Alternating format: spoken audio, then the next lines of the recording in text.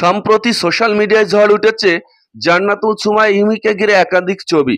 ছবিগুলো দেখলে যে কেউ চমকে উঠবে। অনেকের মতে এগুলো নাকি হিমির সম্প্রতি প্রকাশ হওয়া নাটকের দৃশ্য।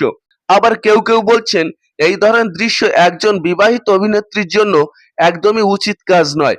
সোশ্যাল মিডিয়ায় মুহূর্তের মতো ছড়িয়ে পড়ে ছবিগুলো। শুরু হয় নানা রকম আলোচনা সমালোচনা ও বিভিন্ন ধরনের প্রশ্ন।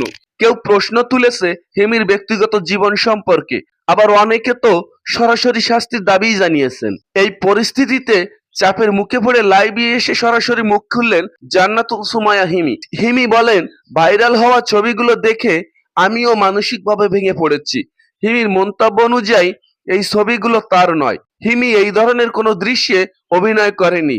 সোশ্যাল মিডিয়ায় যে ছবিগুলো ভাইরাল হয়েছে সেগুলোর সঙ্গে হিমির বাস্তব জীবন এবং বর্তমান কাজের সাথে কোনো মিল নেই। হঠাৎ করে এই ছবি ছড়িয়ে পড়ায় তিনি হতবাক হয়ে যাচ্ছেন। তিনি বলেন, এখনকার সময়ে প্রযুক্তির অপব্যবহার খুব সহজেই হচ্ছে।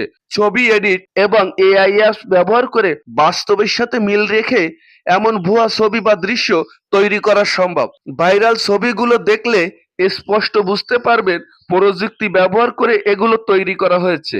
এগুলো বাস্তব কোনো নাটকের শুটিং এর দৃশ্য বা ছবি নয়। তাই যাচাই না করে এমন ছবির দৃশ্য বিশ্বাস না করার জন্য অনুরোধ করছি।